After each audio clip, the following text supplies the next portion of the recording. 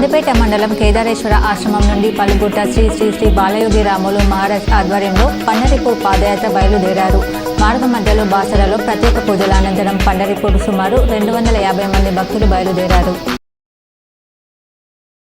Basara railway స్టేషన్లో వికసిత్ భారత్ కార్యక్రమంలో భాగంగా 85,000 కోట్లకు పైగా రైల్వే ప్రాజెక్టులను వన్ స్టేషన్ వన్ ప్రోడక్ట్ స్టాళ్లతో పాటు వందే భారత్ రైళ్ల వర్చువల్ పద్ధతి ద్వారా ఢిల్లీ నుండి ప్రారంభించిన ప్రధాని మోడీ, కేంద్ర రైల్వే మంత్రి అశ్విని వైష్ణవ్ బాసర రైల్వే స్టేషన్లో ఏర్పాటు చేసిన ప్రత్యేక కార్యక్రమంలో మండల ఎంపీపీ సునీత విశ్వనాథ్ పటేల్ పాల్గొన్నారు.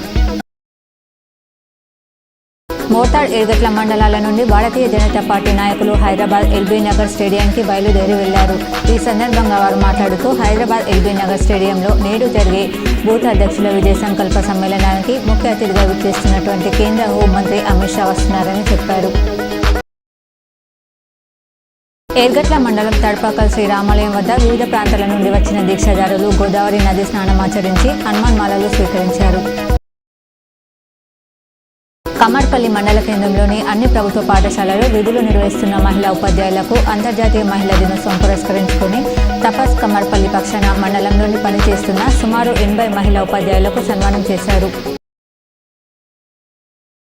జక్రన్పల్లి మండలంలోని అడుగుల్ గ్రామంలో ఎన్ఆర్ఈజీఎస్ ద్వారా వచ్చినటువంటి 15 లక్షల నిధులతోనే సీసీ రోడ్డు పనులను గ్రామ ఎంపీటీసీ జెడ్పీ వనిత చిన్నారెడ్డి ప్రారంభించారు.